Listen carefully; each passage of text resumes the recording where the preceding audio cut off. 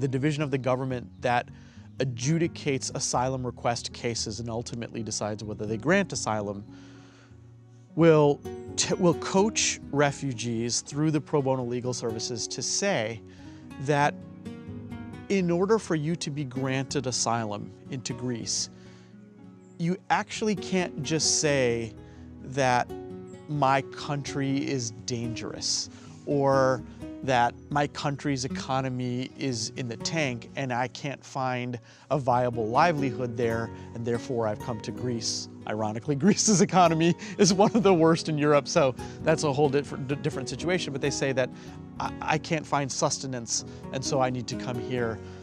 The Greek authorities will not grant asylum under those scenarios.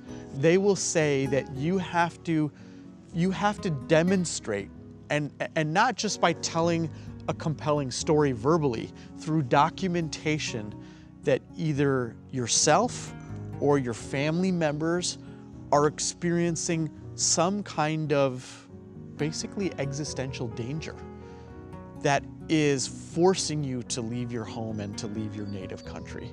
It's very narrow, and they ask for concrete proof.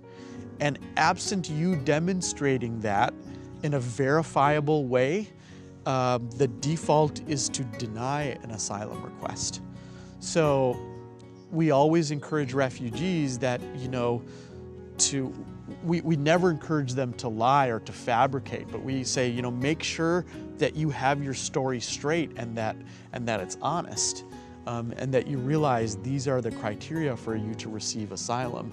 So if you concoct something just to dupe a Greek government official, be very careful, because there are so many refugees who are flooding over, and there are already, political conversations taking place about how many we can take and from which countries and under what conditions.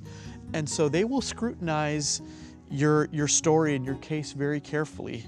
And again, the default is if the evidence doesn't check out, or if you say, sorry, I don't have any tangible evidence to provide, you're just gonna have to believe my sob story, they're gonna be inclined not to believe it. Because I think with those constraints on numbers, they want to reward, so to speak, asylum to those that have very legitimate proof and legitimate cases.